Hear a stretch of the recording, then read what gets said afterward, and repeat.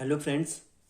Last lecture में हमने exercise 3.2 के क्वेश्चन नंबर थर्ड का सेकंड पार्ट कर लिया था। आज हम थर्ड थर्ड पार्ट करेंगे और थर्ड पार्ट है कि 1 - 2 2 3 1 2 3 2 3 1। अब देखेंगे इनका ऑर्डर जो है हमारा अलग अलग लग रहा है हमें, क्योंकि ये 2x2 का ऑर्डर है और ये क्या है 2x3 का ऑर्डर है। अब ऑर्डर देखने के लिए हमें हमारी प्रीवियस वीडियो को ज़रूर देखें। तो अब इसको सॉल्व करेंगे तो इन दोनों का मल्टीप्लाई करना है, तो कुछ करना नहीं है। हमें क्या करना होता है कि पहली रो और पहला कॉलम, वो फंडा हमेशा याद रखना कि जब भी मल्टीप्लाई होगा पहली रो आएगी और पहला कॉलम आएगा। तो पहली रो का पहला एलिमेंट 1 × 1 हो गया, ठीक हो गया। ऐसी पहली दूसरी तो पहली रो का ये -2 × 2 -4, क्लियर हो गया।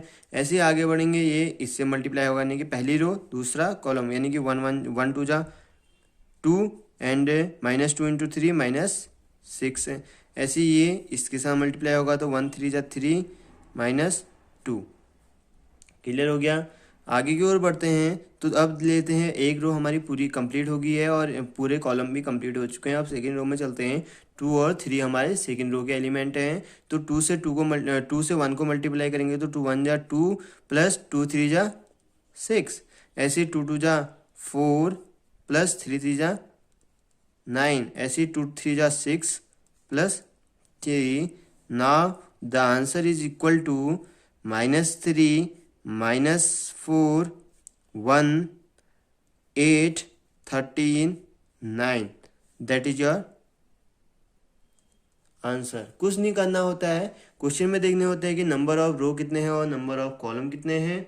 ठीक हो गया, नंबर ऑफ रो और नंबर ऑफ कॉलम कितने हैं और उसी ऑर्डर का हमारा मैट्रिक्स बनेगा। अब देखेंगे कुछ कि ये किस ऑर्डर का था। ये 2x2 का था। In the previous lecture we have discuss the order, ठीक हो गया। तो हमने वहाँ पे ऑर्डर देखा था। अगर हमारा क्या है ऑर्डर, एक m×n का है और एक n×q का है, तो हमारा जो लास्ट जो ऑर्डर बनेगा, जो हमारा रिजल्ट बनेगा, वो m×q का बनेगा। तो फॉर एग्जांपल ये था हमारा 2x2 का था और ये था 2x3 का, यानी कि 2x2 का हमारा ये था और 2x3 का दूसरा था। तो जो लास्ट हमारा जो रिजल्ट बनेगा वो 2x3 का बनेगा, 2x3 का। तो यही बने 2 रो हो गए और 3 कॉलम हो गए, क्लियर हो गया। एंड नेक्स्ट क्वेश्चन इज, तो ये क्वेश्चन क्या कह रहा है, चौथा पार्ट है। इसमें हमें जो ऑर्डर दे रखा हो दोनों 3x3 का दे रहा, और इसका मतलब जो रिजल्टेंट है हमारा जो आंसर बनेगा वो भी हमारा किसका बनेगा 3x3 का। तो करना कुछ नहीं है, सेम फंडा है, पहली रो पहला कॉलम, पहली रो दूसरा कॉलम, पहली रो तीसरा कॉलम, ठीक हो गया। तो हम सॉल्व करते हैं इसको। पहली रो पहला कॉलम, यानी कि 2 1 = 2 + 3 0 हो गया, ये 4 3 = 12 हो गया। ऐसे आगे की ओर बढ़ते हैं, -6 + 6 + 0, क्लियर हो गया। ऐसे आगे की ओर बढ़ते हैं, यानी कि पहली रो तीसरा कॉलम, यानी कि 10 + 12 + 20, क्लियर हो गया। ऐसी अब पहली रो तो हमारी खत्म होगी क्योंकि पहली रो के सारे एलिमेंट आ गए और वो जो दूसरा हमें मैट्रिक्स देखा उसके सारे एलिमेंटों के साथ मल्टीप्लाई हो चुका है। अब सेकंड चलते हैं। सेकंड जो रो दे रखी है हमें 3 4 5 दे रखी है, तो 3 4 5 में पहली रो पहला कॉलम, नहीं दूसरी रो पहला कॉलम, यानी कि 3 1 = 3 + 4 0 = 0 5 3 = 15, ठीक हो गया। ऐसी पहली रो, नहीं दूसरी रो सेकेंड कॉलम, यानी कि -9 + 8 + 0 and 3 5 = 15 + 16 + 25। Now the next row is 4 5 6 and column is 1 0 3। तो 4 1 = 4 + 5 0 = 0 एंड 6 3 = 18। ऐसी -12 + 10 + 0, ऐसी 20 + 20 + 30। Now the answer is equal to, जो हमारा आंसर बनेगा वो क्या बनेगा, आंसर जो हमारा आएगा ये आ गया, पहला 14 आ गया, ये 0 आ गया, ये 20 10 30 30 40 42, ठीक हो गया। ऐसी 18 -1 एंड 25 और 15 होता है हमारा कितना 40, 40 प्लस 10 60, 60, 40 प्लस 10 50, सॉरी 50, 50 और 6 हो गया 56 है। एंड और ये हो जाएगा -2 और ये हो जाएगा 70। The answer is equal to this. Clear हो गया, ये हमारा आंसर हो गया। नेक्स्ट क्वेश्चन इज, तो इसका ऑर्डर जो है हमारा वो है, हमारा पहले का ऑर्डर है 1 2 3, 3 रो और 2 कॉलम, और इसका ऑर्डर है 2 रो और 3 कॉलम। तो इसको पहले मल्टीप्लाई कर लेते हैं, उसके बाद फिर आगे को डिस्कस करेंगे। तो पहला रो पहला कॉलम, यानी कि 2 1 जा 2 -1 हो जाएगा। ऐसे ही हो जाएगा 2 0 हो गया, ये +2 हो गया। एंड ये हो जाएगा 2 1 जा 2 +1। And second row first column, तो 3 1 जा 3 -2 0 +4 3 1 जा 3 +2 एंड -1 × 1 -1 और 0 +2 -1 +1। Now the answer is equal to 1 2 3 1 4 5 and -2 2 0। That is your answer. ये भी ऐसे ही है, इसमें क्या है कि ऑर्डर हमारा पहला ऑर्डर है जो हमारा कितने रो हो गए, ये यानी कि 3 × 2 का ये था, और ये 2 × 3 का ऑर्डर था। जो लास्ट हमारा रिजल्टेंट बनेगा वो क्या बनेगा, 3 × 3 का, यानी कि जो ऑर्डर बना हमारा वो 3 × 3 का बन गया। ये हमारा आंसर हो गया 1 2 3 1 4 5 -2 2 0। एंड नेक्स्ट क्वेश्चन है वो हमारा इस टाइप से है कि 3 -3, इसका ऑर्डर देख लेते हैं। ये हमारा है 1 2 रो एंड 3 कॉलम, और ये है 3 रो × 2 कॉलम। क्लियर हो गया। अब इसको सॉल्व करते हैं। तो पहली रो पहला कॉलम, फंडा वही रहेगा हमेशा मल्टीप्लाई में, ये ध्यान रखना कि पहली जब हमारा पहला मैट्रिक्स दे रखा होगा उसकी पहली रो लेंगे, और जो सेकंड मैट्रिक्स दिया होगा उसका पहला कॉलम लेंगे। तो पहली रो पहला कॉलम, यानी कि 3 2 जा 6 -1 +9 हो जाएगा। ऐसे ही पहली रो सेकंड कॉलम, यानी कि -9 +0 +3।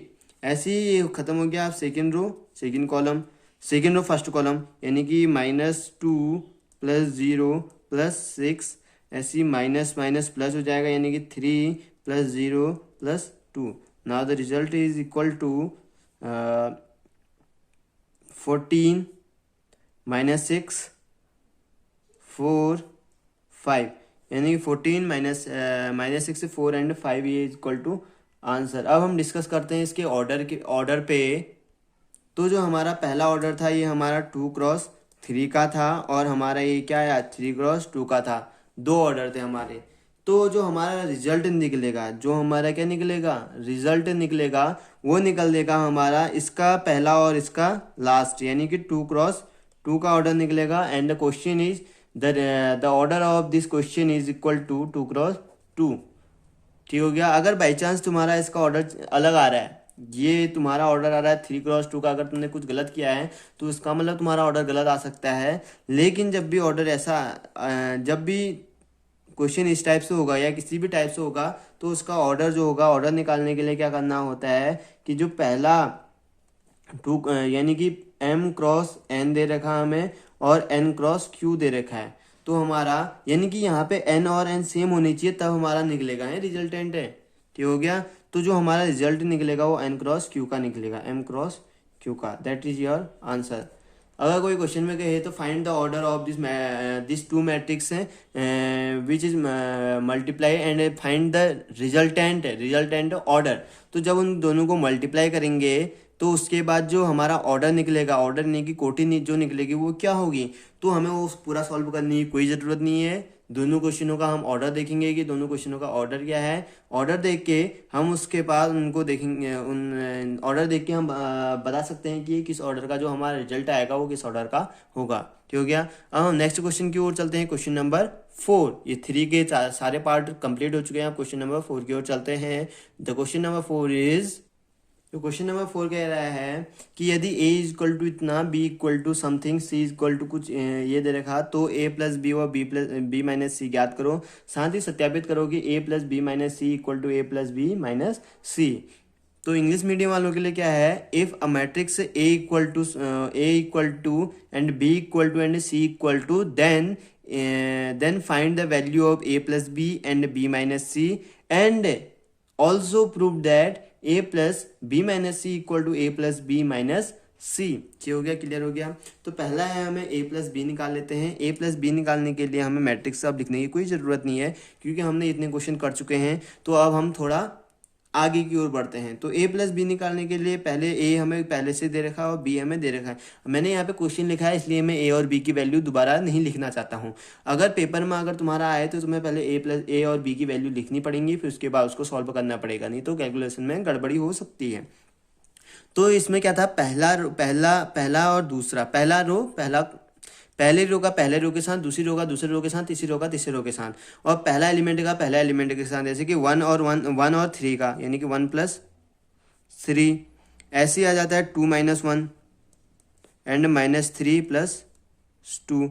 ये हो जाएगा 5+4, 0+2, 2+5। ऐसे ही हो जाएगा 1+2, -1+0 and 1+3। Now the result is equal to 4, 1, -1, clear हो गया, एंड 9, 2, 7 एंड 3, -1, 4। ये हमारा क्या निकल गया, a प्लस बी निकल गया। ऐसी a माइनस बी की जो वैल्यू निकालेंगे वो हमारी क्या निकलेगी, यानी कि b minus C is equal to जो निकलेगा हमारा, वो देखेंगे हम b माइनस सी क्या निकल रहा है। तो b माइनस सी निकालने के लिए पहले हमें b का पहला एलिमेंट c के पहले एलिमेंट के साथ, यानी कि 4, ऐसे ही आ जाएगा -1, आ जाएगा 2, 4, 2, 3, 5, 2, 1, 0+2, क्योंकि माइनस प्लस प्लस हो जाता है, नहीं प्लस प्लस नहीं, माइनस प्लस हो जाता है, and 3, the answer is equal to -1, -2, 0, 4, -1, 3, 1, 2, 0 answer. और ये भी हमारा आंसर हो गया।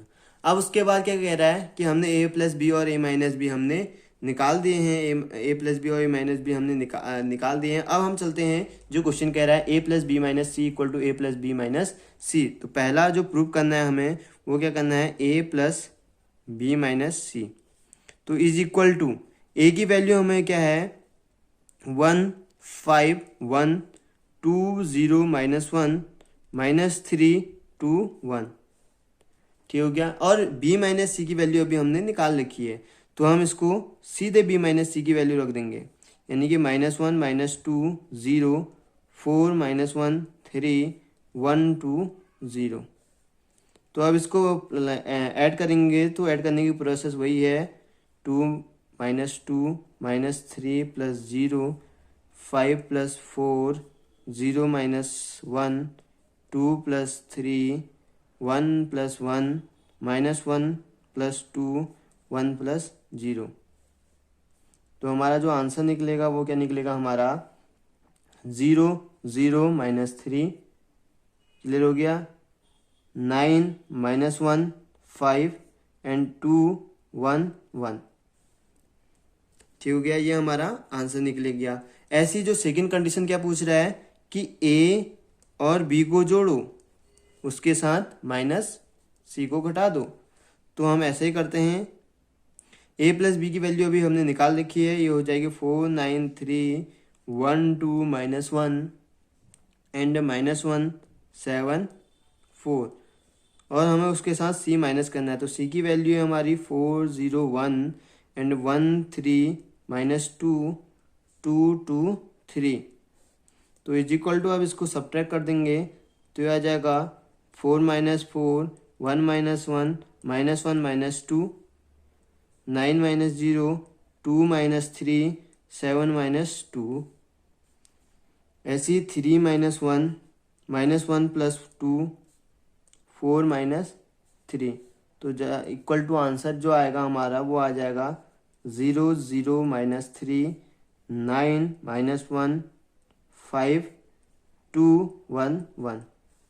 अब देखो ये वैल्यू और ये वैल्यू बराबर हैं, दोनों बराबर हैं, तो हम यहाँ पे लिख देंगे कि जो हमारा LHS है equal to RHS।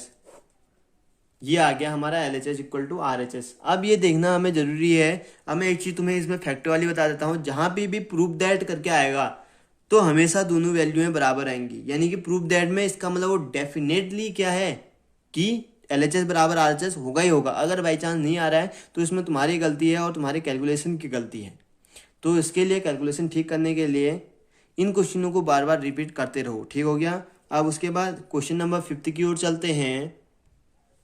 Question number 5 कह रहा है कि यदि A मैट्रिक्स से रेखा B मैट्रिक्स से रेखा, तो हमने फाइंड करना है क्या 3A माइनस 5B करना है। तो कुछ नहीं करना है, पहले 3 को A से मल्टीप्लाई कर देते हैं तो इक्वल टू आ जाएगा, यानी कि पूरे मैट्रिक्स के साथ 3 मल्टीप्लाई होगा, यानी कि अब 3 मल्टीप्लाई होगा तो 3 से 3 कट जाएगा, क्या हो गया। जहाँ पे 3 डिनोमिनेटर में होगा यानी कि अंश हर में होगा, वहाँ से न्यूमिनेटर यानी कि जो हर में होगा 3 उससे वो कैंसिल आउट हो जाएगा, यानी कि 2/3 इंटू 3 हो जाता है, तो 3 कैंसिल आएगा 2, तो ये आ जाएगा 3, ये आ जाएगा 5, ऐसे 1 2 4 और ये आ जाएगा 7 6 2। ऐसे जो 5 भी आएगा वो आएगा हमारा कितना 2 3 5 1 2 4 7 6 2। क्लियर हो गया। 3A माइनस 5B की वैल्यू निकल गई हमारी। 5B की वैल्यू क्या निकली 2 3 5 1 2 4 7 6 2। अब जो हमारा जो रिजल्ट निकलेगा वो क्या निकलना है 3A माइनस 5B। इन दोनों को साथ भी कर सकते थे, लेकिन मैंने तुम्हारे समझाने के लिए उनको अलग अलग किया है। तो कुछ नहीं करना है, पहले वही फंडा आता है कि पहली रो पहले एलिमेंट, पहली रो पहले रो के साथ होगा, दूसरी रो दूसरी रो के साथ, तीसरी रो तीसरी रो के साथ, पहली रो का पहला एलिमेंट पहले, दूसरी रो के दूसरे एलिमेंट नहीं दूसरे मैट्रिक्स के दूसरी के पहले एलिमेंट के साथ। तो ऐसे देखते हैं तो 2 माइनस 2 हो जाएगा, ये 3 माइनस 3 हो जाएगा, 5 minus 5, 1 minus 1, 2 minus 2, 4 minus 4, 7 minus 7, 6 minus 6, 2 minus 2। तो हमारा जो रिजल्ट निकला वो हमारा निकला 0 0 0 0 0 0 0 0 0 आंसर। तो समझ में आया कि टोटल जो हमारा आंसर निकला वो 0 0 0 निकला, और इसका मतलब ये हमने कोई मैट्रिक्स पढ़ा था, इस मैट्रिक्स को कहते हैं हम नल मैट्रिक्स। नल मैट्रिक्स का मतलब क्या हुआ जिसके सारे एलिमेंट 0 होते हैं। Thank you. आज की वीडियो में बस इतना ही। अगली वीडियो में हम क्वेश्चन नंबर 6 पढ़ेंगे, और अगली वीडियो में देखने के लिए